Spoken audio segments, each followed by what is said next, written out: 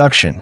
When we look at the ultra-wealthy billionaires, successful entrepreneurs, and legendary investors, it's easy to focus on their external achievements, the mansions, the companies, the yachts. But what if I told you the true secret to their success lies not in their assets, but in their mindset? This book is about the inner game, the way the ultra-wealthy think, decide, and act in ways that create lasting wealth. It's about the invisible habits, mental models, and emotional strategies that set them apart. Understanding this inner game is the key to moving beyond the hamster wheel of working harder and instead working smarter. You don't need why most of us trade time for money, and why that's the trap that keeps most people stuck financially. When you look around, what's the way most people earn money? They work a job, right? You show up, put in your hours, and get paid. Maybe it's a salary, maybe it's hourly, but at the end of the day, if you want more cash, you've got to work more hours or get a better hourly rate. Seems fair, right? So the question is, if you want to build real wealth, something that lasts, something that frees you up from the grind, how do you break out of that cycle? The answer is simple, but not always obvious. You don't trade your hours for money. You build assets. Now, what's an asset? In simple terms, an asset is anything that puts money in your pocket without you having to be there every single minute making it happen. Think of it like this. Assets are money machines that work for you, even when you're sleeping, on vacation, or just chilling with friends. Let me give you some examples. A rental property is an asset. You buy a house or apartment, rent it out, and every month, tenants pay you rent. You don't have to show up every day. The property earns money for you. That's an asset creating income independent of your time. Or maybe you have a business. But here's the trick. If you're working in the business, doing every task, answering every email, delivering every service, you're just trading hours for money. But if you build a business that runs without you, where you have employees, systems, and customers paying regularly, that business is an asset. You own a piece of something that can grow in value and earn money without your constant effort. Even owning stocks is owning assets. When you buy shares in a company, you own a small part of it.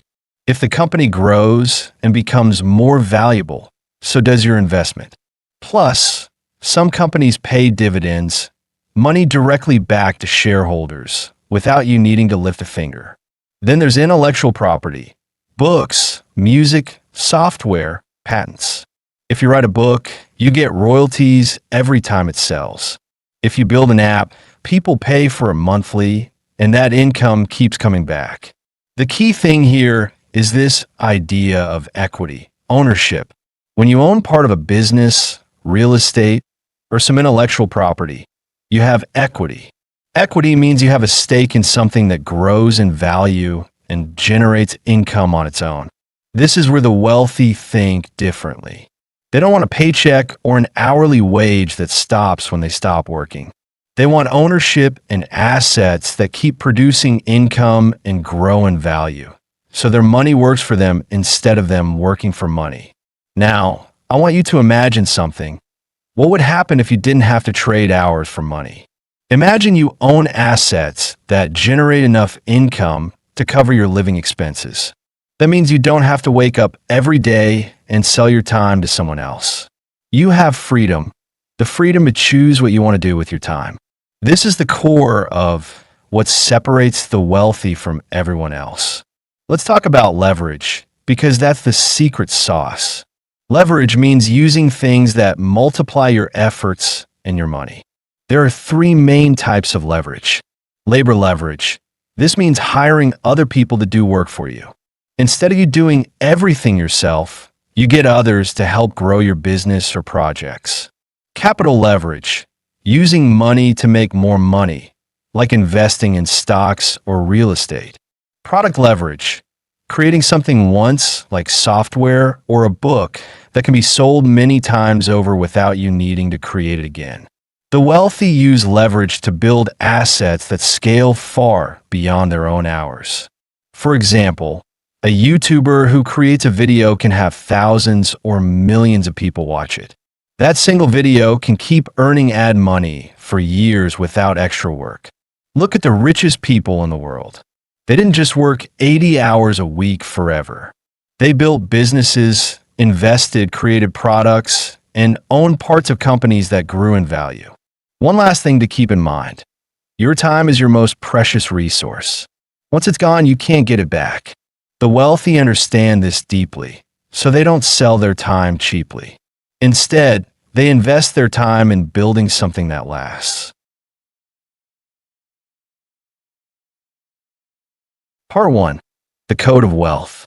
Chapter 1. The Game Behind the Game. How money really works, who controls the rules, and why wealth isn't just earned. It's built. Imagine this.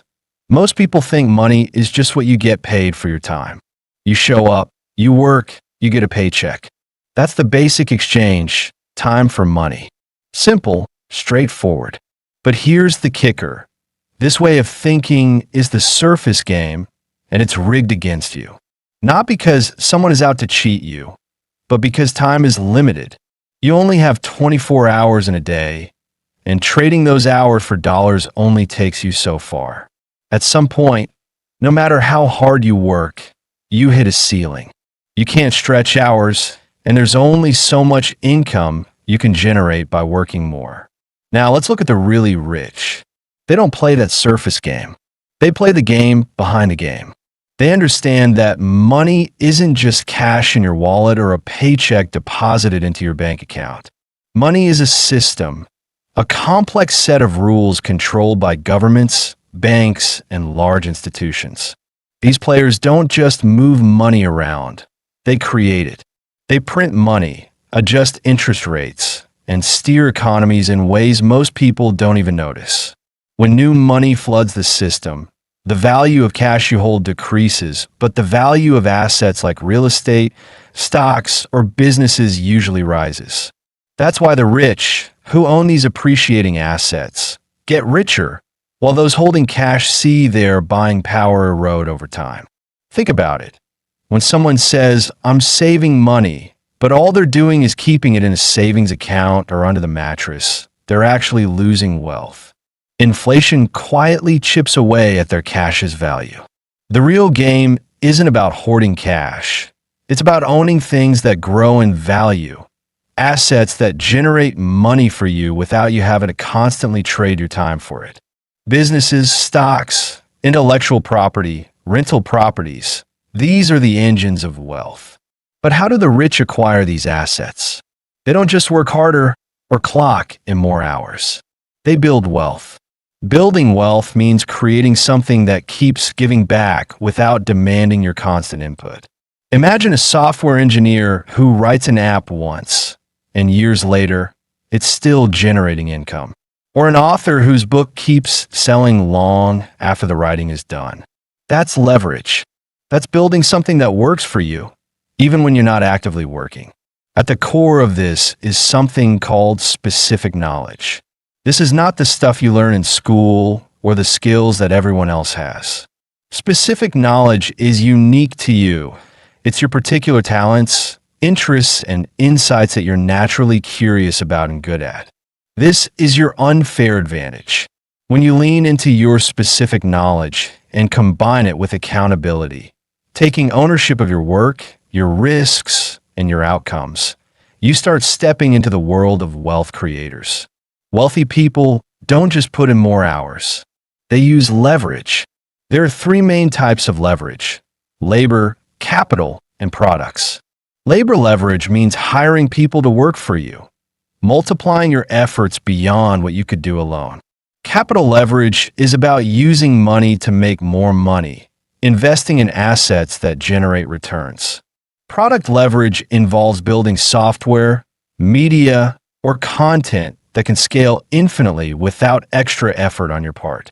This last form of leverage, products, is the modern frontier. One creator can reach millions without working more hours. At the heart of all this is time. Wealth grows exponentially through compound interest. the magic of earning returns on your returns. But most people want quick wins. They jump from job to job, chase the latest trend, and burn out fast. The truly wealthy play the long game. They build relationships and reputations that compound over years, not quarters. They're patient, strategic, and focused on durable, sustainable growth. The rules of the game might be set by powerful institutions and governments, but here's the secret. You don't need to fight them head on. You just need to understand their game and position yourself smartly within it. Shifting from being someone who trades time for money to someone who builds scalable assets changes everything. Instead of asking, "How much do I make per hour?" start asking, "What can I build once that will earn many times over?" Instead of looking for safe, incremental steps, look for smart bets with asymmetric upside, situations where the potential reward far outweighs the risk. Most people miss this because it's quiet, slow work. There are no overnight success stories here, no viral sensations that get rich quick. It requires patience and persistence. But that's the price of true freedom, not just financial freedom, but freedom of time and choice.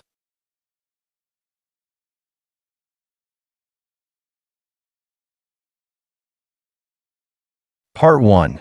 Chapter 2, Intellectual Capital, the Invisible Advantage. How rich people leverage unique knowledge, rare insight, and judgment to make asymmetric bets. Think about the richest people you know, or maybe famous billionaires like Elon Musk or Oprah Winfrey. What do they have that most people don't? Sure, they have money, but that's not the whole story. They have something much more important: intellectual capital. Now, intellectual capital might sound fancy, but really, it just means the special knowledge, skills, and good judgment that lets them see opportunities others miss. It's like having a secret superpower, an invisible edge that helps them make smart bets. Bets where they stand to gain way more than they risk losing. These are called asymmetric bets, and they're the kind of bets that build massive wealth over time. Let's break that down. Most people think money alone is the key to getting rich. But having money without knowing what to do with it is like having a fancy car, but no idea how to drive it. The rich know how to drive their money, and they do it because they have knowledge others don't. This knowledge isn't just stuff you read in books or learn in school. It's something deeper, unique insights, experiences, and intuition that come from being curious, learning, and experimenting over years. How do they get this? It's a process. They're curious. They want to understand how things work, not just at the surface, but deeply. They read, ask questions, and try things out. When they fail, they learn from it. They don't just connect dots in a straight line. They see patterns across different areas. For example, maybe they notice how a tech breakthrough in one industry could disrupt another completely different field. That's how new opportunities appear. They also don't do it alone. They seek advice, challenge their thinking, and learn from people smarter than themselves. This builds their judgment, knowing when to take a risk and when to hold back. And judgment is everything. You can have knowledge, but without good judgment, you might bet on the wrong things. Now, here's why this matters. With this intellectual capital, they can make asymmetric bets. Imagine you invest in 10 startups. Most will fail, but one or two could explode in value. Because of their knowledge and judgment, they pick those few winners more often than not. And when one wins big, it more than makes up for all the losses. This ability to make smart, high-upside bets is what grows their wealth exponentially. Regular people often chase safe bets that only grow a little. The rich use their invisible advantage to take calculated risks with huge potential rewards. You might be wondering, can anyone do this? The answer is yes, but it takes time and effort. Building intellectual capital isn't about memorizing facts or getting fancy degrees. It's about developing your specific knowledge, the things you're naturally good at or passionate about, things you can't easily be replaced in. This kind of knowledge grows as you follow your curiosity and put in the work over years. And here's something else important. The world is always changing. Technologies come and go, markets rise and fall. But intellectual capital is portable. If you have good judgment and unique skills, you can adapt and find new ways to create value no matter what shifts happen. In fact, nowadays, intellectual capital is like the new physical capital. You don't need huge factories or land to get rich anymore. You need unique ideas, skills, and judgment. And the internet helps spread those ideas far and wide. A single person can build an app or write a blog that reaches millions. So what does this mean for you? It means your best bet for building wealth is to invest in yourself, your knowledge, your skills, your judgment. Read deeply, experiment often, seek mentors, and think for yourself. Don't just chase money or status. Build your invisible advantage. When you do, you'll start spotting opportunities others miss. You'll learn to place bets with big upside and limited downside. And over time, this is how wealth grows, not from luck, but from smart, informed decisions and patience. So if you want to get rich or just build a life of freedom and choice, focus on building your intellectual capital, because that's the game behind the game, the invisible advantage the wealthy use to win. Part 1. Chapter 3 Assets, Not Ours. Why the wealthy never trade time for money, and how they build equity instead. Why most of us trade time for money, and why that's the trap that keeps most people stuck financially. When you look around, what's the way most people earn money? They work a job, right? You show up, put in your hours, and get paid. Maybe it's a salary, maybe it's hourly. But at the end of the day, if you want more cash, you got to work more hours or get a better hourly rate. Seems fair, right? So the question is, if you want to build real wealth, something that lasts, something that frees you up from the grind, how do you break out of that cycle? The answer is simple, but not always obvious. You don't trade your hours for money. You build assets. Now, what's an asset? In simple terms, an asset is anything that puts money in your pocket without you having to be there every single minute making it happen. Think of it like this. Assets are money machines that work for you, even when you're sleeping, on vacation, or just chilling with friends. Let me give you some examples. A rental property is an asset. You buy a house or apartment, rent it out, and every month, tenants pay you rent. You don't have to show up every day. The property earns money for you. That's an asset creating income independent of your time. Or maybe you have a business. But here's the trick. If you're working in a business, doing every task, answering every email, delivering every service, you're just trading hours for money. But if you build a business that runs without you, where you have employees, systems, and customers paying regularly, that business is an asset. You own a piece of something that can grow in value and earn money without your constant effort. Even owning stocks is owning assets. When you buy shares in a company, you own a small part of it. If the company grows and becomes more valuable, so does your investment. Plus, some companies pay dividends, money directly back to shareholders without you needing to lift a finger. Then there's intellectual property, books, music, software, patents. If you write a book, you get royalties every time it sells. If you build an app, people pay for it monthly, and that income keeps coming back. The key thing here is this idea of equity, ownership.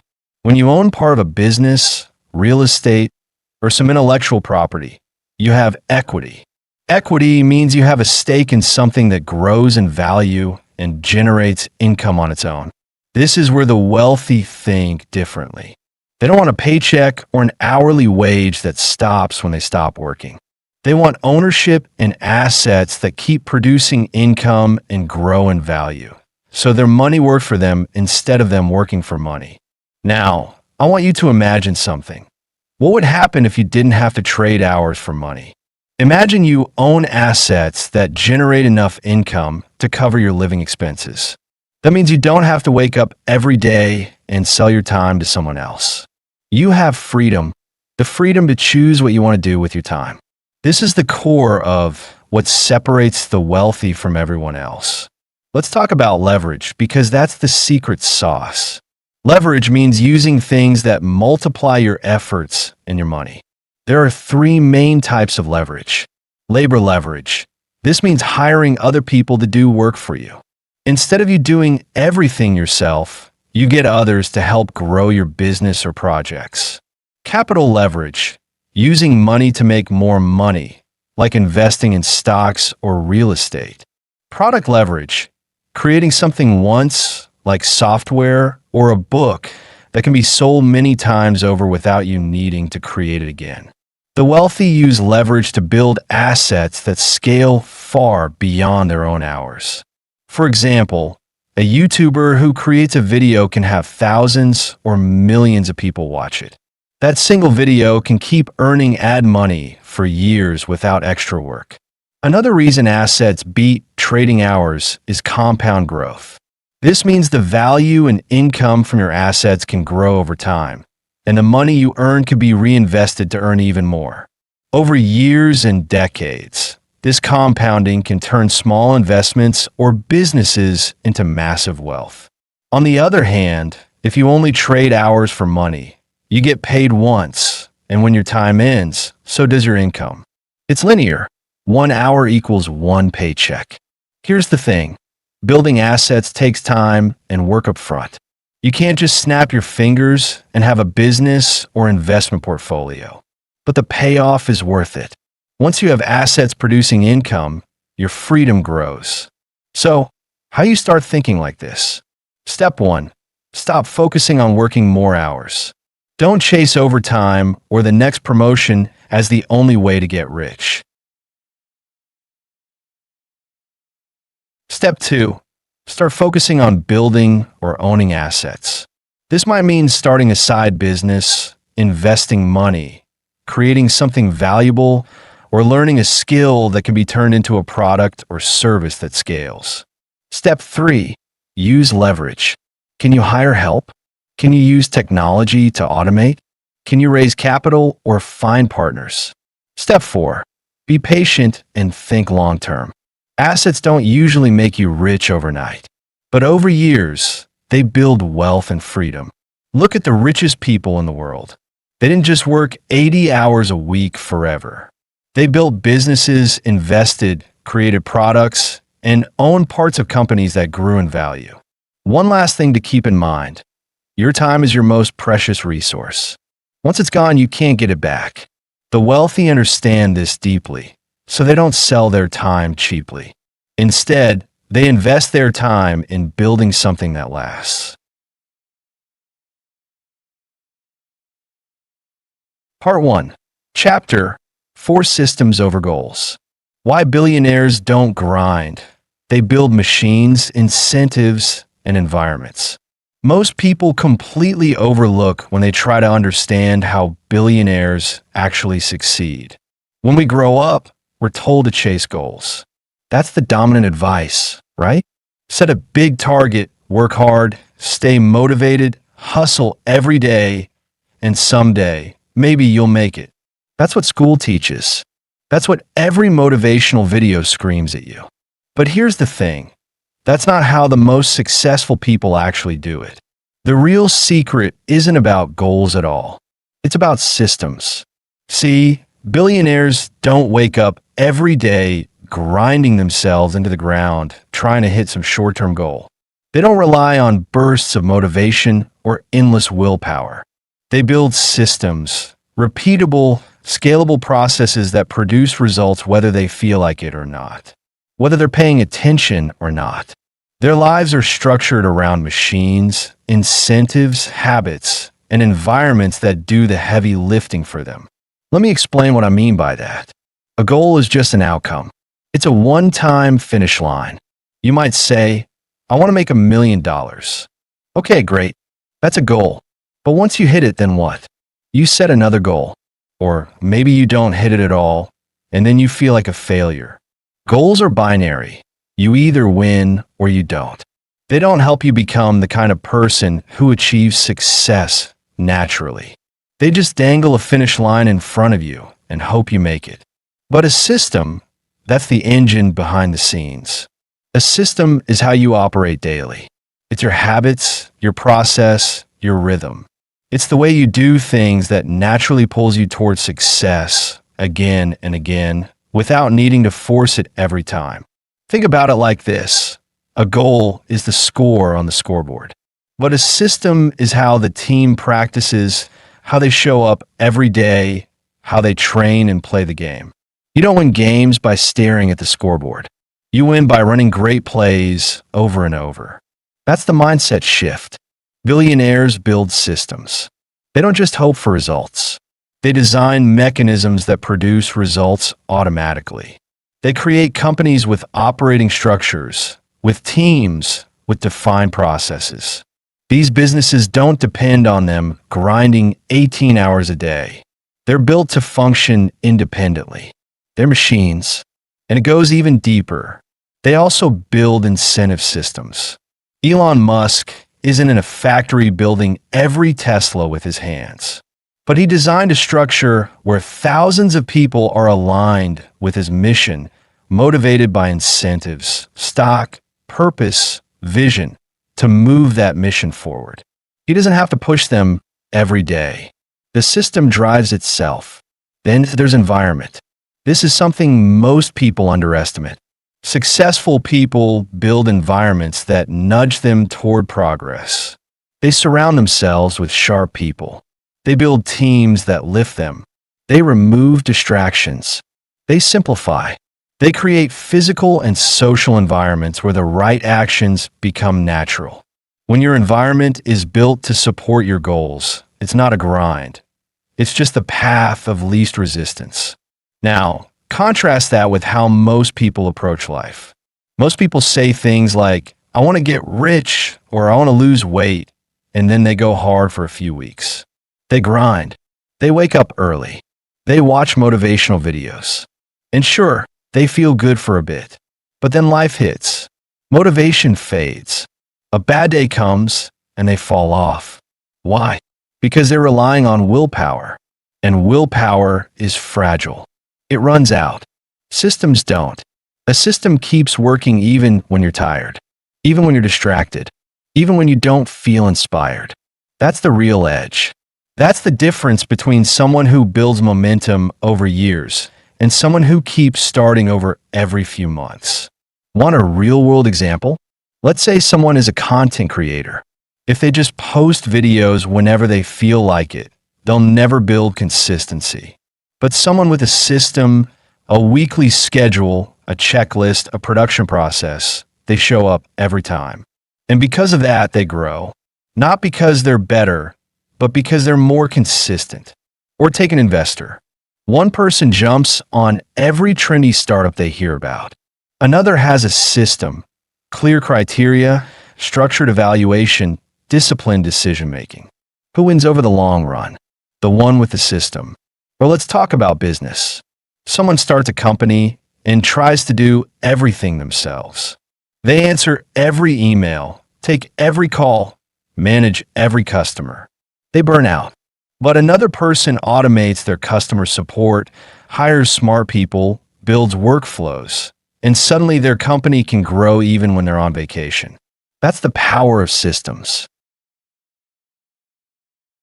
And here's the best part. You don't need to be a billionaire to build systems. You can start right now, right where you are. Build tiny systems in your own life. Create habits that remove friction. Automate the things you repeat. Delegate what someone else can do better. Don't wait for motivation to strike. Make it irrelevant by designing a process that runs whether you feel inspired or not. Because that's what real freedom is. Freedom isn't about getting rich and retiring on a beach. It's about building something that keeps winning even when you step away. It's about knowing that the engine is running and it doesn't need your constant supervision. So stop thinking in goals. Goals are okay, but they're temporary. Start thinking in systems. Start asking, what can I build today that will keep working tomorrow? What structure can I set up that will keep moving even when I don't feel like moving? That's what the ultra successful do. They're not chasing every little milestone. They're building systems that compound. In the long run, systems beat grind. Every single time. Part 1. Chapter 5. Strategic leverage. Using people, capital, code, and media to multiply outcomes with minimal input. Most people don't fully understand, but is absolutely key to building real wealth. Leverage. Not physical leverage, like using a tool to move a heavy object. I mean mental, strategic leverage, the kind that lets you get 100x or even 1,000x outcomes from the same amount of effort. It's what separates those who just work hard from those who build empires. And it's what wealthy, influential people have figured out deeply. You don't win the wealth game by grinding longer than everyone else. You win by setting things up so that your effort gets multiplied. The truth is, most people are stuck in a one-to-one game. 1 hour of work equals 1 hour of pay. If they want more money, they have to work more. But the ultra-successful flip that formula. They create systems where their work creates results far beyond what one person alone could ever do. They use leverage to scale their impact, and they do it in a few specific ways. First, they use people. This is the oldest kind of leverage, labor leverage. Instead of doing everything themselves, they build teams. They hire smart people, delegate, and design systems that can run without them. A restaurant owner doesn't cook every meal, take every order, and clean every table. They build a team that does those things while they focus on the bigger picture, improving the business, creating value, growing the brand. If you're doing it all yourself, you're capped. There's only so much time and energy in a day. But when you bring others in, when you lead and trust, you start to multiply what you're capable of. Next, they use money. Capital is a form of leverage that doesn't require more effort. It requires smart direction. Wealthy people don't let their money sit still. Every dollar becomes a worker.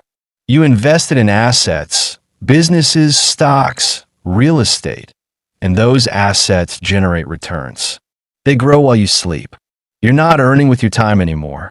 You're earning with ownership. That's the magic of capital. And when you combine capital with labor, when you fund teams, businesses, and ideas, things scale fast. That's how investors back companies that grow massive without doing the daily work themselves. Then there's code. This is modern leverage, probably the most powerful today. When you build a piece of software, an app, or even an automated website, it can reach millions of people without needing more hours or more staff. It's build once, run forever. Think about Uber. Once the system was built, the founders didn't need to manually arrange rides. The app did the work. It became a machine that connects people, handles payments, tracks rides, all through code. That's leverage. And even if you're not a developer, you can partner with people who are. You can build tech-enabled businesses. You can use tools that automate the things you used to do manually. Software doesn't sleep. It doesn't call in sick. It scales effortlessly. And then there's media. This might be the most underestimated form of leverage out there. When you create content, a video, a podcast, a blog post, it keeps working for you long after you've hit publish. You record a great video once, and 1 million people might see it. You write one powerful newsletter, and it gets forwarded, saved, reshared. That's value spreading without you lifting another finger. The internet has killed the gatekeepers. You don't need anyone's permission to build a voice, share an idea, or start a brand. Media gives you the power to build reputation, attract opportunity, and reach people at scale, all while you do other things. So now, here's the bigger idea. When you combine these levers, people, capital, code, media, you create engines. Engines that run and grow and earn, even when you're not directly involved. You stop trading time for money, and instead you create systems that produce results on their own. That's the shift. And then you add something even more powerful on top: reputation. Reputation is leverage without input. If people know your name and associate it with quality, integrity, and good judgment, everything becomes easier.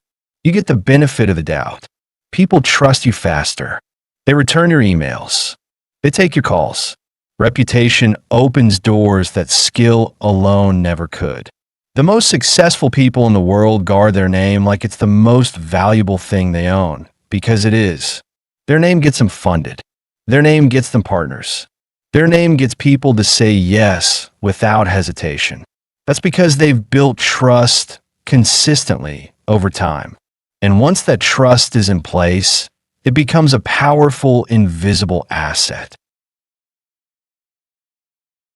Now imagine combining reputation with all those other forms of leverage. You've got capital, you've got a product, you've got an audience, and you've got trust. At that point, wealth is almost a byproduct. You've set up systems that don't just make money, they attract it. And all of this lives inside one more invisible force: your network. Not your social media following, not people you met once at a conference. I mean real relationships, the kind built on shared values, trust, long-term thinking. Billionaires don't spend time with just anyone. They surround themselves with others who think big, move fast, and help each other win. That's what power networks are. It's not about climbing some ladder. It's about getting into the rooms where real conversations happen, where decisions get made, and where opportunities get passed around quietly. If you're in the right rooms, you don't have to push as hard. You don't have to yell to be heard. The right people hear you. They see you, and the right opportunities come to you. One lunch conversation might save you 5 years. One introduction could change your entire path. That's what happens when you're playing in the right networks, with the right reputation, using the right forms of leverage. So, if you're serious about building something lasting, something free, something that scales, stop asking how hard you can work. Start asking what you can build that keeps working without you. What can you own instead of rent? What can you create once that keeps giving returns? Where are you investing your time? In reputation, in code, in content, in people, or just in more hours? Because the people who seem like they're everywhere, doing everything, they're not working 10x harder than you. They're just using smarter tools. They've set things up that scale. They're not grinding. They're building engines. And the best time to start building yours is now.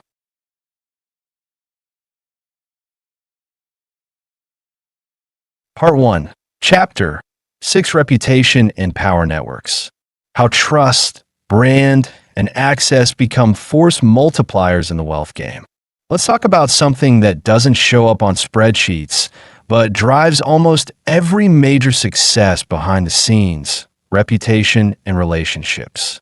If you've ever wondered how some people seem to always be in the right rooms, get the best deals, or have opportunities chasing them, it's not luck. It's trust. It's brand. It's access. And it all flows from reputation and networks. Now, most people think getting wealthy is just about grinding hard, building something, or investing smart. And yes, that's part of it. But here's what the wealthy know, especially the ones who play the game at the highest levels. Reputation is leverage. If people trust you, everything becomes easier. If they don't, it doesn't matter how skilled you are. Your reputation is like compound interest on your character. Every honest deal you do, every time you deliver what you promise, every time you help someone without asking for something in return, that all builds trust. And over time, trust becomes a multiplier. People start to come to you. You don't need to pitch as hard. You don't need to convince as much. The work starts to flow to you because people feel safe betting on you. And here's the beautiful part. Once your reputation is built, it does the work when you're not in the room. It speaks for you. You don't need to scream for attention. Your name quietly opens doors. Now, think about what happens when that trust scales. That's what we call a brand. Brand is really just your reputation amplified. A reputation is when 10 people trust you. A brand is when 10,000 do. It's what people say about you at scale. It's what travels ahead of you. The wealthiest people use brand strategically. They craft it, they live it, and they protect it. When people associate your name with quality, honesty, and insight, that's an asset more valuable than cash. You could lose your job, your title, your company, but if you've got your name, your integrity, your brand, you'll bounce back faster than anyone. Now, reputation and brand on their own are powerful, but here's where it goes next level. Networks. Not just having contacts. We're not talking about how many followers or likes you have. We're talking about real relationships, the kind built on trust, shared values, and long-term thinking. A powerful network isn't about handing out business cards or going to networking events. It's about building genuine relationships with people who are also building, learning, growing. People who have access, who have knowledge, who can open doors for you, and who know you do the same for them. That kind of network creates shortcuts. A warm intro gets you into rooms you couldn't walk into cold. A simple call from someone trusted gets your email answered. You hear about deals before they're public. You get invited into collaborations because someone thought, hey, I trust them. They'd be perfect for this. And here's something you realize when you spend time around wealthy, high-trust individuals. They don't just value capital. They value access. And access is born from reputation and relationships. See, when people say it's not what you know, it's who you know, they're only half right. The full truth is, it's who knows you and what they believe about you. Because if the right people know you and believe you're trustworthy, capable, and thoughtful, the world starts to open up. Access is invisible, but it's priceless. And the only way to earn it is over time, by consistently showing up as someone who delivers, not just in results, but in how you treat people. Are you dependable when things go sideways? Do you keep your word when it's not convenient? Do people feel smarter and better after talking with you? Those moments build the foundation of a reputation. And when you layer that over time, it becomes your edge. The richest people in the world understand this at a deep level. They don't just build wealth, they build trust. And that trust becomes capital in a different form. Not cash, but calls. Not credit, but credibility. And here's what makes this beautiful. You don't need to be born into it. You can build it. One good decision at a time. One honest conversation at a time. You can build a reputation as someone people trust, someone who thinks long-term, someone who uplifts others. You don't have to be loud. You just have to be consistent. And the best part? Once you have it, once you've built that name, those relationships, that network, it keeps working for you. Like compound interest. Quietly, powerfully, invisibly. So don't just chase quick wins.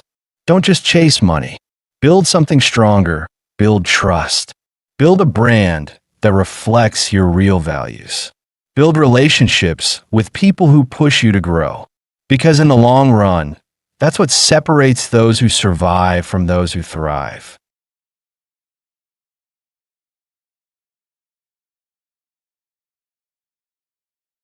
Chapter 7: Playing Infinite Games.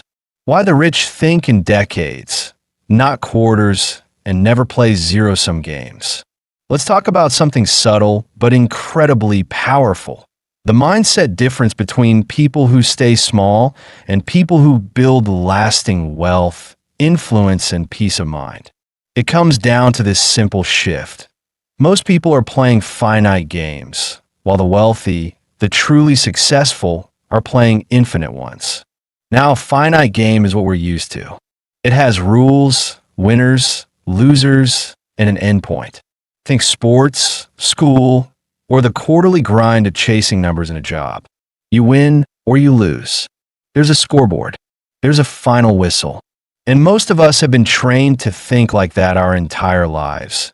Hit the target, beat the competition, move to the next level. Repeat. But the people who build empires, the ones who create generational wealth, shape industries, and leave legacies, they're not playing for quarters. They're playing for decades. And they're not trying to win at someone else's expense. They're playing a game where everyone can grow. This is what we mean by playing infinite games. In an infinite game, the goal isn't to win, it's to keep playing, to build something that gets stronger over time, to play in a way that creates more opportunity, more trust, more leverage as the years go on. It's not about a single deal, a single launch, or a single payday. It's about sustainability, resilience, and alignment. Think about how most people operate in business. They want to crush the competition. They want to dominate the market. That's finite thinking. It's all about who's winning now, who made the most money this quarter. But here's the thing, that short-term thinking creates fragile systems. It breeds burnout, mistrust, and missed opportunities. Because when you're obsessed with short-term wins, you forget to build long-term value. Now look at someone playing the infinite game. They think in decades. They're not trying to win against anyone else. They're trying to build something that outlasts them. They invest in relationships, in systems, in trust. They don't worry about someone else getting ahead this week or this month because they're focused on the 10-year arc. They know that if you do the right thing long enough, you eventually own the game. And here's where it gets even more powerful. The rich don't play zero-sum games. A zero-sum game is one where, in order for you to win, someone else has to lose. It's limited. It's adversarial. It leads to fear, secrecy, and protecting tiny pieces of pie. But the wealthiest people understand that the pie can grow, that we can create more together than we ever could apart. That collaboration beats competition over the long run. So instead of hoarding ideas, they share. Instead of fearing competitors, they partner. Instead of trying to take market share, they look for ways to create new markets. That's abundance thinking. That's how empires are built. Look at someone like Jeff Bezos. He didn't build Amazon to win one quarter. He took losses for years. Why? Because he was playing the long game. He built infrastructure, scale, customer trust. He wasn't trying to make a quick buck. He was trying to change how the world shops. That's infinite thinking. That's why Amazon didn't just become profitable. It became foundational. Or take Warren Buffett. He's famous not for flashy trades, but for buying great businesses and holding them forever. Why? Because he understands that real value compounds over time. When others panic, he stays calm. Because he's not trying to win today. He's playing a 50-year game. And it's not just in business. Infinite thinking shows up in how the wealthy build relationships. They don't burn bridges over petty disagreements.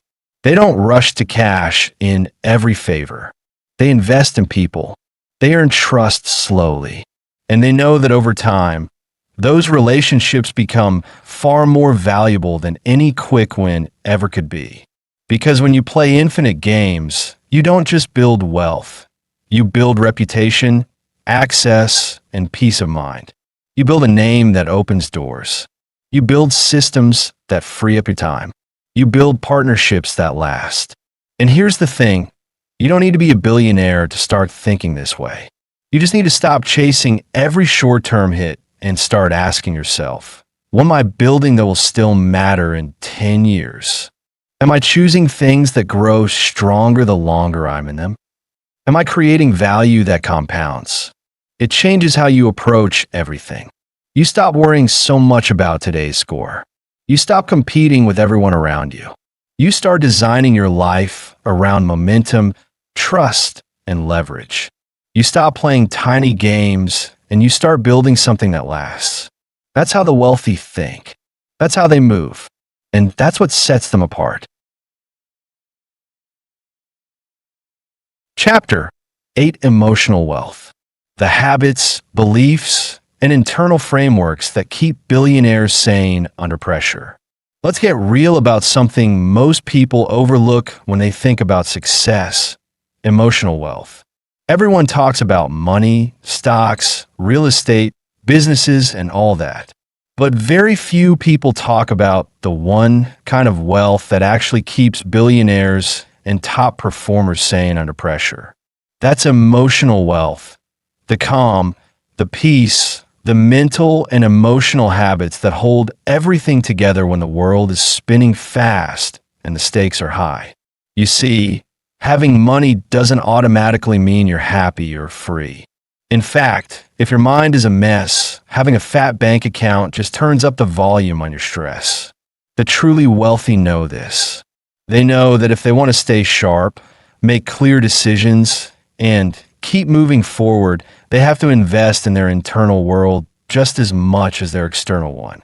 Emotional wealth means having a mind that's clear, calm, and steady, even when things get crazy.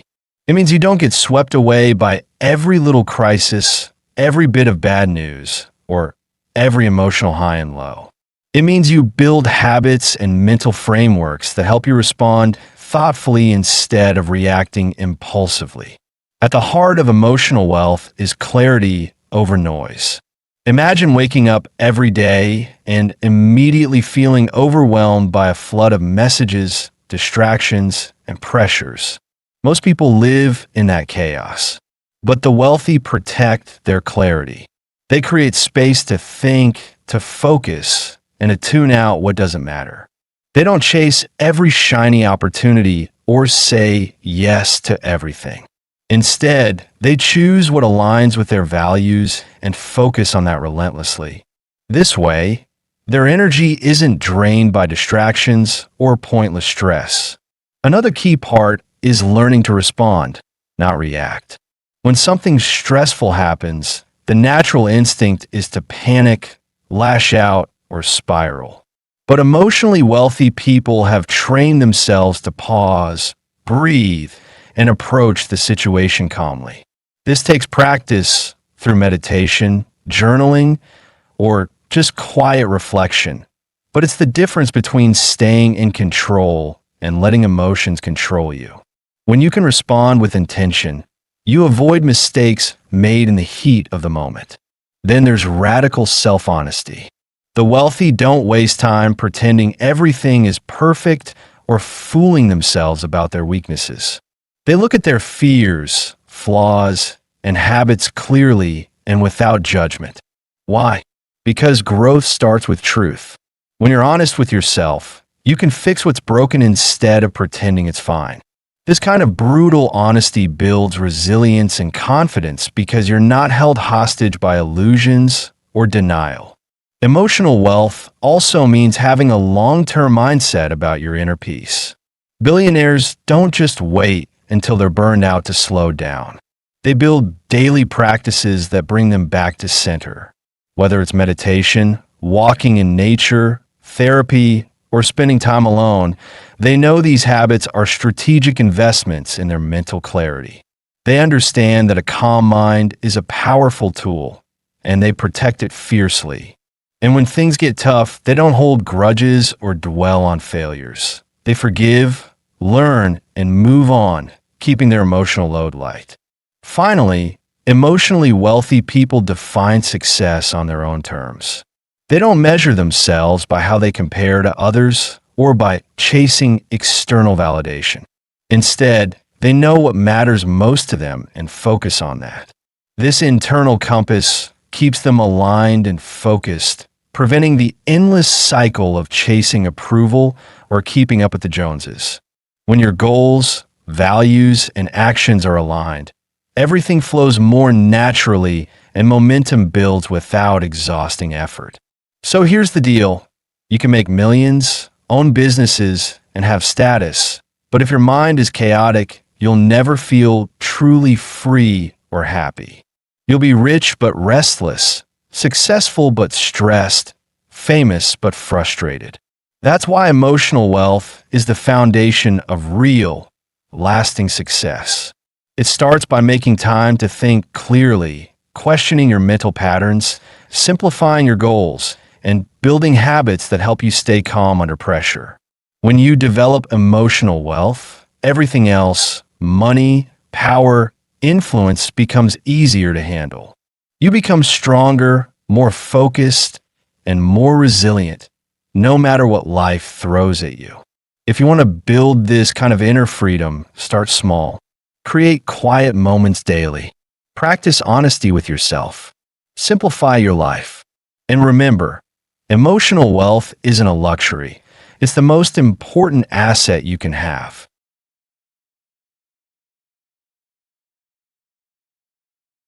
Chapter 9: Radical Clarity. Cutting through noise, managing energy, and avoiding distractions like the elite. So here's the thing. One of the biggest challenges everyone faces today is noise. Not just the literal noise like loud sounds or busy streets, but the mental noise that fills our heads. Notifications, emails, social media, endless choices, opinions, distractions, shiny new ideas popping up every minute. It's like living in a storm of information that pulls your attention in a million directions at once. And if you don't have a way to cut through that noise, your mind gets cluttered, energy gets drained, and nothing gets done. That's where radical clarity comes in. It's what separates the elite, billionaires, top entrepreneurs, high performers from the rest of us. Radical clarity means having laser-sharp focus on what truly matters, while cutting out everything else that distracts or dilutes your attention. Think of your mind like a spotlight. Most people have that spotlight bouncing around, trying to light up 20 different things at once, but it ends up just flickering and not really illuminating anything. Radical clarity is about narrowing that spotlight so it shines brightly on one thing at a time. The thing that actually moves the needle. How do they do it? First, they learn to manage their energy instead of just their time. You see, time is fixed. Everyone gets the same 24 hours, but energy fluctuates. Some hours you're sharp and energized, others you're drained or distracted.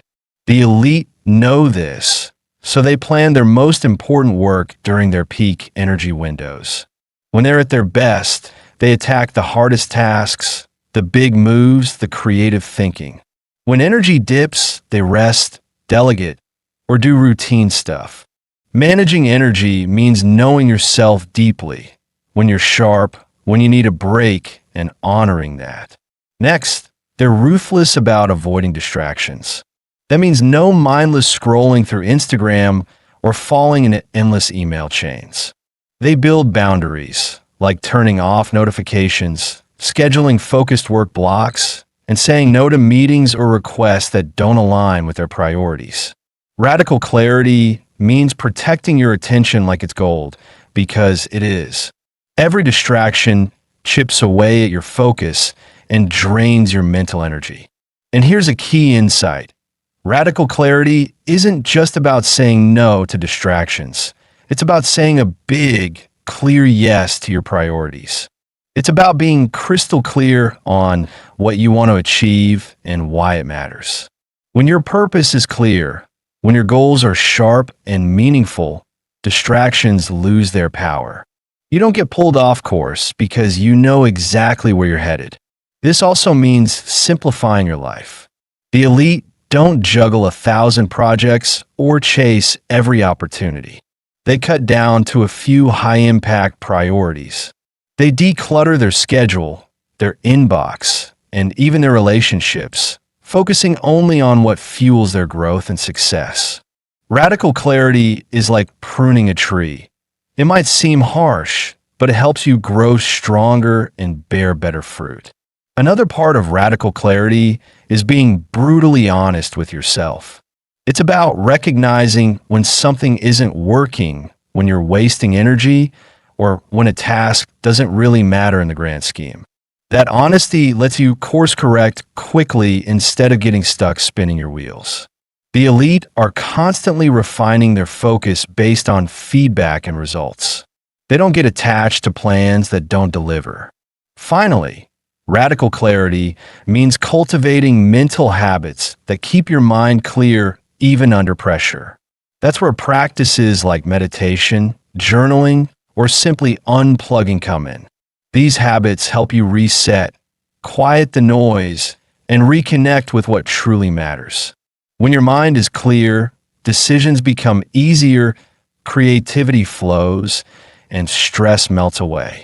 So to wrap it all up, radical clarity is about cutting through the noise, managing your energy wisely, avoiding distractions fiercely, simplifying relentlessly, and being honest with yourself about what truly deserves your focus. It's the mindset and practice that lets the elite move faster, think sharper, and achieve more without burning out.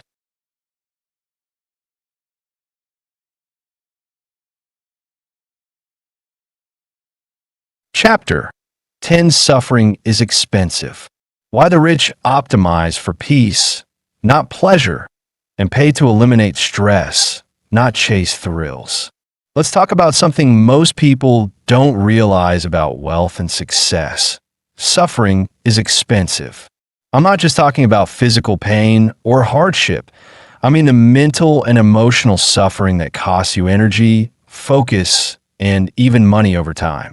This is a big deal because most folks think being rich means chasing pleasure, wild thrills, and nonstop excitement. But the reality? The ultra-successful optimize for peace, not pleasure. They pay to avoid suffering and stress instead of chasing fleeting highs. Here's the truth: suffering drains you. It wastes your time, wrecks your focus, and can lead to poor decisions. When you're stressed, anxious, or overwhelmed, your brain isn't firing on all cylinders. You make mistakes, miss opportunities, and burn out. For rich people who want to keep growing, winning, and staying sharp, that kind of suffering is far too expensive. So instead of chasing adrenaline rushes or trying to grind through pain, the wealthy invest in peace of mind. They pay for things that reduce friction in their lives, whether that's hiring experts to handle their taxes, using high-end services that save time, or simply building routines that minimize stress. When you remove sources of suffering, your mental energy frees up to focus on what really matters. Let's put it another way. Chasing pleasure is like trying to fill a bucket with holes in it. The thrill might feel good for a moment, but it fades fast, and you're left chasing the next hit. But investing in peace is like fixing those holes and building a steady stream of calm and clarity. That steady state helps you think clearly, make smart moves, and stay consistent. Rich people also understand that paying to avoid suffering saves money long term. For example, hiring a great doctor or coach might cost a lot up front, but it prevents costly health issues later. Outsourcing stressful chores saves you from burnout and mistakes that can cost thousands. Peace of mind isn't cheap, but it pays off in longevity, happiness, and sharper decision-making. This approach is also about controlling what you can control. Stress often comes from chaos, uncertainty, or unnecessary complications.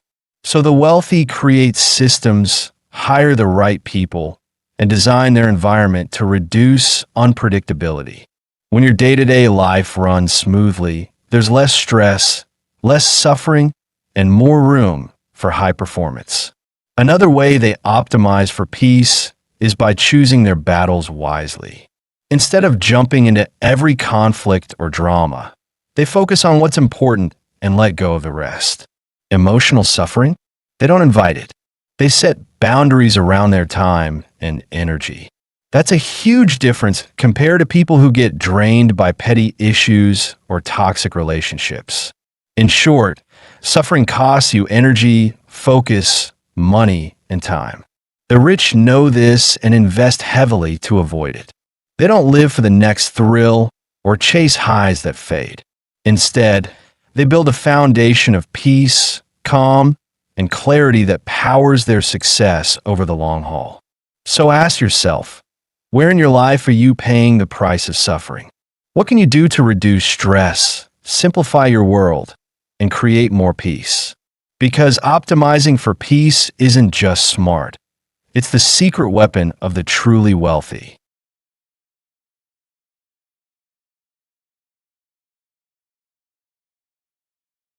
Part 3.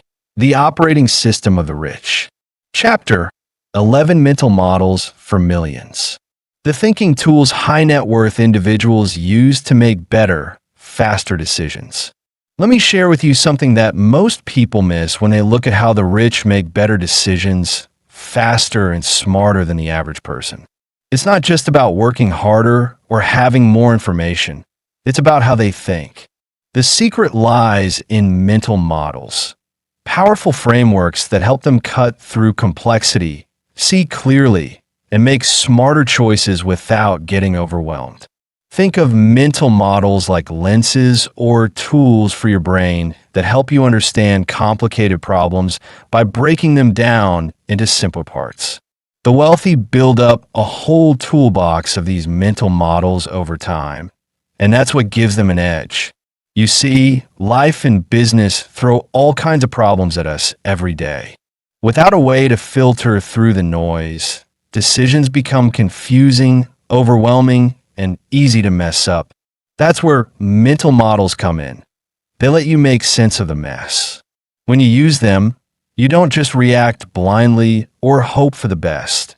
You analyze, weigh options, and predict outcomes. This helps you avoid costly mistakes and spot opportunities that others miss. It's the difference between stumbling through a fog and navigating with a clear map. One of the core mental models is the idea of opportunity cost. This means every time you make a choice, you're giving up the chance to do something else. That's the real cost. The wealthy think about this constantly. For example, if you have $10,000, you could spend it on something fun or invest it to grow your wealth or start a business. Each option has a cost because choosing one means you lose the benefits of the others. Most people focus only on what they gain, ignoring what they sacrifice, but rich people carefully compare all their options to make sure they're putting their time and money where they get the best returns. This kind of thinking helps them maximize value instead of just spending resources blindly. Another powerful mental model is inversion, flipping a problem around to see it from the opposite perspective. Instead of asking, "How do I succeed?" you ask, "How do I avoid failure?" This simple switch helps you spot risks and mistakes before you even start. It's easier to identify what could go wrong than to outline every step to success. Say you want to start a company. Instead of only planning your growth, you also think about what might cause the business to fail, lack of customers, cash flow problems, bad hires, and then you build safeguards against those. This kind of backward thinking saves time and money by avoiding traps others fall into. First principles thinking is another big one, famously used by people like Elon Musk. Instead of accepting how things have always been done or relying on conventional wisdom, you break everything down to its most basic truths and build up from there. It's about questioning every assumption. Imagine you want to build cheaper batteries. Instead of buying into current prices and materials, you ask, what are the fundamental components of a battery? What I really need. This fresh approach often leads to innovation and breakthroughs because you're not bound by the past. You're creating something new from the ground up. Then there's the idea of margin of safety, which comes from investing but applies everywhere. It means always building a buffer or cushion against uncertainty and mistakes. When investors buy stocks, they don't pay the highest price. They look for bargains so that if things go wrong, they won't lose everything. Similarly, wealthy people create cushions in their businesses and finances so a single problem doesn't wipe them out. Life is unpredictable, and having that margin means you can survive setbacks and come out ahead. One of the most important things the rich do is protect themselves from cognitive biases, the mental shortcuts and errors we all fall prey to that cloud judgment. For instance, confirmation bias makes us only look for information that supports what we already believe, ignoring warning signs. This traps many people into bad decisions because they refuse to question their beliefs. The wealthy actively fight this by seeking opposing viewpoints, challenging their assumptions, and being humble enough to admit mistakes. This openness keeps them sharp and adaptable. Probabilistic thinking is also key. Instead of pretending they can predict the future perfectly, wealthy individuals think in terms of probabilities, weighing the likelihood of different outcomes and making choices that maximize expected returns. For example, when choosing between a safe investment with small gains and a risky one with potential for big payoff, they assess the odds carefully and allocate resources accordingly. This kind of thinking keeps emotions in check and ensures decisions are rational and data-driven. Leverage is another mental model that multiplies effort and resources, and it's not just about money. Rich people use leverage in many forms through other people, capital, technology, and media to get outsized results without burning themselves out. Knowing how to build and use leverage is what separates working harder from working smarter, and it's a skill you can develop. Finally, the circle of competence reminds you to know what you know, and just as importantly, what you don't know. The wealthy focus on areas where they have deep expertise and avoid gambling on things outside that circle. They either expand their knowledge carefully or partner with experts who fill the gaps. This prevents costly mistakes born of overconfidence. So how do you build your own mental model toolbox? Start by reading widely, not just business books, but economics, psychology, history, biology, philosophy, and science. Each field offers unique frameworks that help you see the world differently. Then practice applying these mental models every day. When you face a decision, ask yourself, what's the opportunity cost here? What would failure look like? Am I assuming something that might not be true? Do I have a margin of safety? Could I invert the problem? Chapter 12: First Principles Lifestyle Design.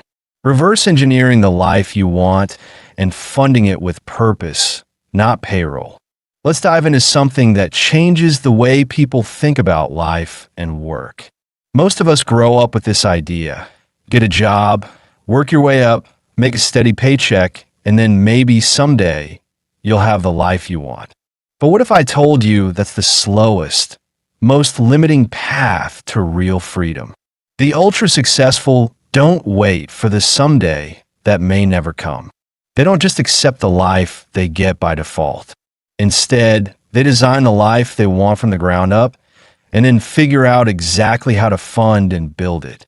This approach is called First Principles Lifestyle Design, and it's about thinking in a fundamentally different way. It's about breaking everything down to the basics, then reconstructing a life that works for you, not for your employer or the system. So what does first principles mean? It's a concept borrowed from science and philosophy, famously championed by people like Elon Musk. Instead of accepting the usual assumptions, you strip away everything until you're left with the undeniable truths, the first principles. Once you have those, you rebuild your strategy based on what's actually true, not on what everyone else says or does. When applied to lifestyle, it means understanding exactly what you want from life, what it takes to get there, and then designing a plan that doesn't rely on outdated or limiting ideas. Let's start with the basics. What does your ideal life look like? Think beyond a job title or salary. What kind of daily routine do you want? How do you want to spend your time? Who do you want to be around? Where do you want to live? What are your core values? What kind of impact do you want to make? Getting clear on these questions is the first step. Most people never do this. They let other people's ideas of success dictate their path, And that's why so many feel stuck or unhappy. Once you know your ideal life, the next step is to reverse engineer it. Imagine your perfect life is the destination. Now, instead of wandering blindly, you trace a path backward from that point. What do you need to have in place to live that way? What skills, resources, and habits are required? What kind of income do you need to support that lifestyle? What structures and systems do you need to create? This backward approach helps you avoid wasting time and energy chasing things that don't matter to your real goals. Now, here's the game changer: funding that life with purpose, not just a paycheck. Most people think money only comes from working a traditional job, trading hours for dollars. But this is a trap. When you rely solely on payroll income, you're locked into a limited number of hours and capped earnings. The wealthy think differently. They design income streams that support their ideal life and align with their passions and skills. They build businesses, investments, and other sources of cash flow that don't require them to punch a clock. This means your work isn't just about surviving or paying bills. It's about creating value in a way that fuels the life you want. You get paid not just for your time, but for your unique abilities, creativity, or the systems you build. You leverage your skills and resources to create multiple streams of income, which gives you freedom and security. If one stream slows down, others keep flowing. An important part of this lifestyle design is learning to detach your identity from your job title or paycheck. So many people tie their self-worth to what they do for money. The wealthy understand that your value isn't what someone pays you by the hour. It's the impact you create and the life you lead. When you think this way, you stop working to prove yourself and start working to build what really matters to you. Let's talk about habits. Because lifestyle design isn't just a big picture plan, it's daily actions. Successful people build habits that support their vision. They automate routines, set boundaries, and create environments that make it easy to stay on track. For example, if your ideal life includes more time for creativity or family, you design your schedule and workspace to protect that time. If your health matters, you build habits around nutrition and exercise that become effortless. Small daily choices add up to the life you want. Now, you might wonder, how do you get started if you're stuck in a job that doesn't fit your vision? The key is to start small and experiment. You don't need to quit your job tomorrow and overhaul everything at once. Begin by identifying one area of your life that's misaligned. Maybe your mornings are chaotic or your spending is out of control. Focus on fixing that first. Build a small system or habit that moves you closer to your ideal. Over time, these small changes compound into massive transformation. Funding your lifestyle also means mastering money management. Not just earning more, but being intentional about how you use what you have. This means cutting unnecessary expenses, avoiding consumer debt, and prioritizing investments in things that truly enhance your life. The wealthy view money as a tool, a means to create freedom and opportunity, not just as an end goal. When you see money this way, you make smarter financial choices that support your long-term vision. Another big part of First Principles lifestyle design is flexibility. Life is unpredictable. Your priorities and dreams will evolve. The wealthy build systems and income streams that can adapt to change. This might mean having a business that can run remotely, investments that generate passive income, or skills that transfer across industries. The goal isn't rigid control, but freedom. Freedom to change course when needed without losing everything. Here's where mindset comes into play. Designing a life this way requires courage and patience. You'll face doubts, setbacks, and pressure to conform to traditional paths. The wealthy get through this by holding on to their vision with radical clarity. They remind themselves why they're doing this, not for status or approval, but for genuine fulfillment and impact. This clarity keeps them focused and resilient, even when things get tough. And speaking of clarity, simplicity is your friend here. When you break down your ideal life into first principles, it becomes less overwhelming. You stop chasing every shiny opportunity and focus on what truly moves the needle. You eliminate distractions, unnecessary obligations, and noise. This simplification creates space for what really matters: deep relationships, meaningful work, health, and joy.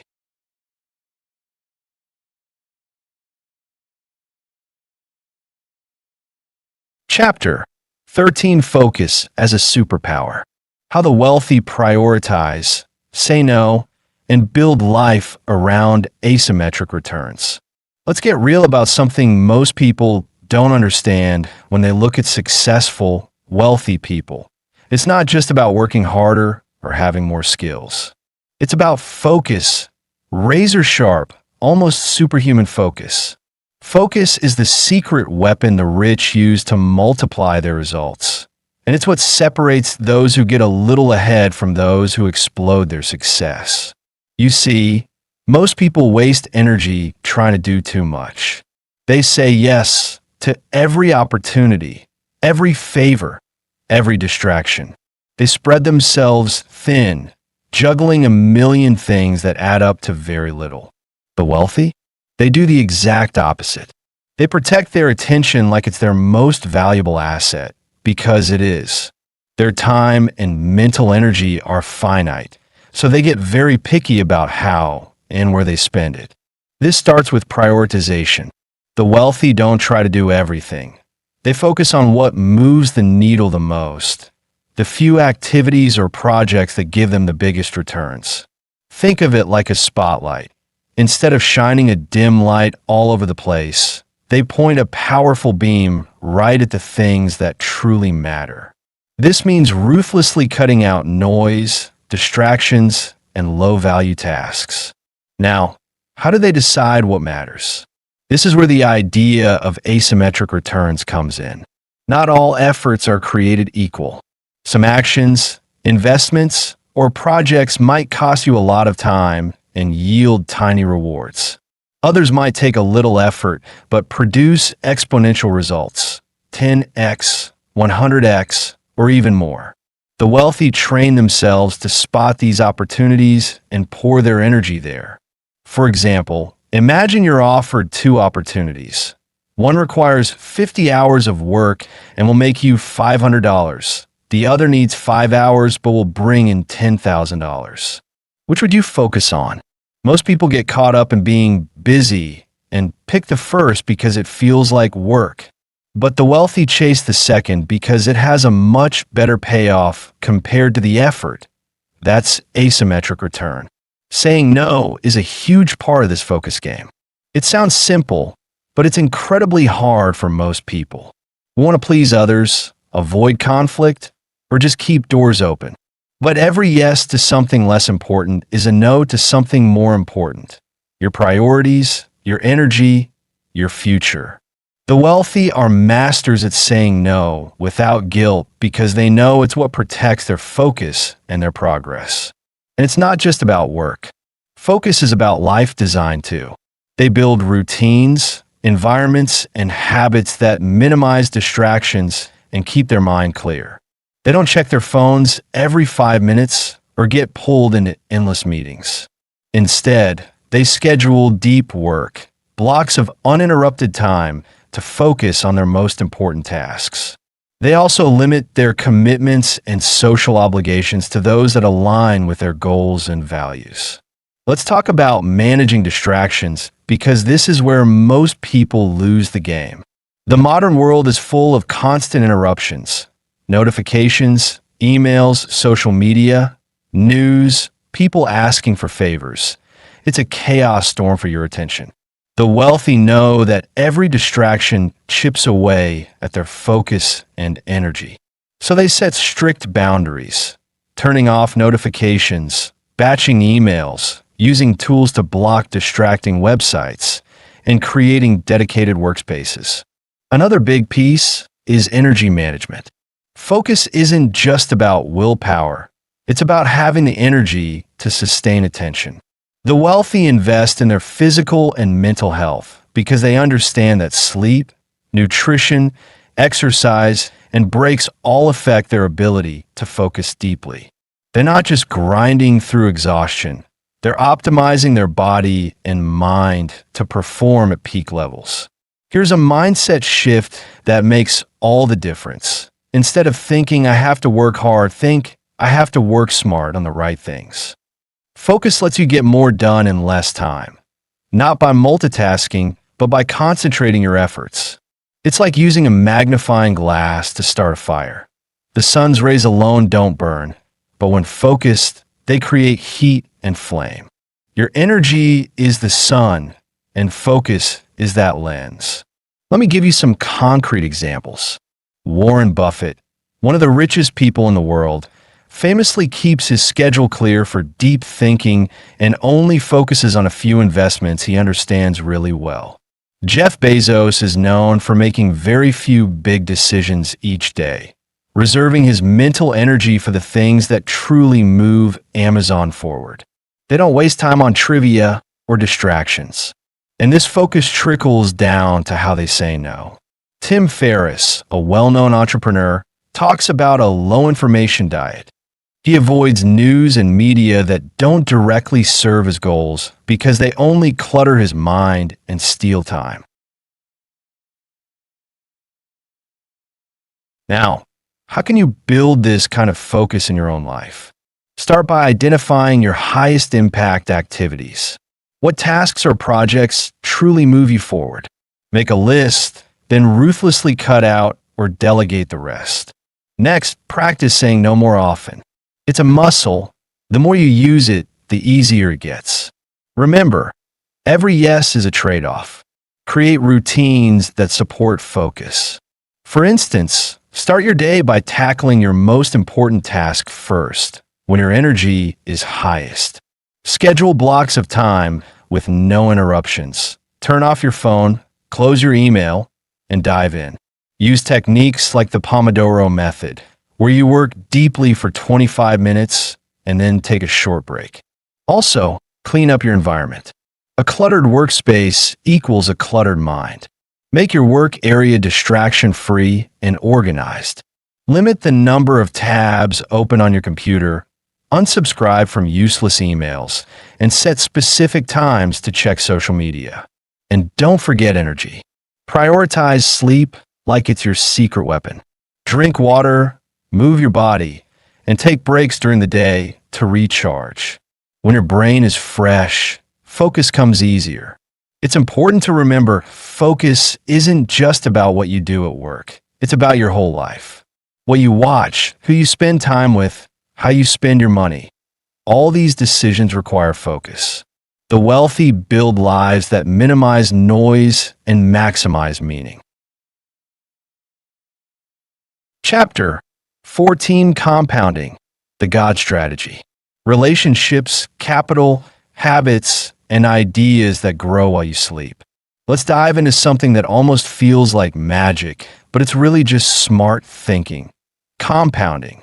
You've probably heard the word before, maybe in the context of interest rates or investing. But compounding isn't just about money. It's a fundamental principle that the wealthy use to grow everything important in their lives. Relationships, capital, habits, ideas. And it all happens while they're sleeping. Think about what happens when you plant a seed. At first, it's tiny and you barely notice any growth. But over time, that seed grows roots, shoots, leaves, and eventually becomes a big tree. The amazing part is that the bigger the tree gets, the faster it grows. That's the power of compounding, growth that accelerates as it builds on itself. Let's start with capital, the most talked about form of compounding. Say you put $1,000 in a bank account that earns 5% interest every year. After 1 year, you have $1,050. The next year, you earn 5% on $1,050. not just your original $1,000, so it grows faster. Over decades, this compounding interest can turn a small amount into millions. This is why the wealthy don't just save money. They invest it early and let it compound over years, sometimes decades. Time is their best friend. But compounding isn't limited to money. Think about habits. If every day you do something small, like reading 10 pages of a book, saving a bit of money, or exercising for 10 minutes, over time, those small actions add up. At first, it might not seem like much, but years down the line, you'll be amazed at how far you've come. The rich build compounding habits that keep improving their minds, health, and skills without trying to do huge leaps all at once. They understand the power of consistency. Now, relationships. You might not realize it, but strong, trusted relationships compound too. When you invest time, honesty, and value into people, those connections grow stronger over time. And when relationships are strong, they bring exponential benefits, opportunities, support, partnerships, and access you can't get alone. The wealthy don't treat networking like a one-time transaction. They nurture real connections that keep multiplying their influence and power. Ideas also compound. When you learn something new, it often connects with what you already know, creating bigger and better insights. The more you feed your brain with knowledge and creative thinking, the better your ideas become, leading to innovations, businesses, or solutions that generate lasting value. The rich spend time thinking and learning so their ideas can compound into breakthroughs. Here's the key. Compounding works best when you start early and keep going consistently. The longer you let your capital, habits, relationships, and ideas grow, the more unstoppable the momentum becomes.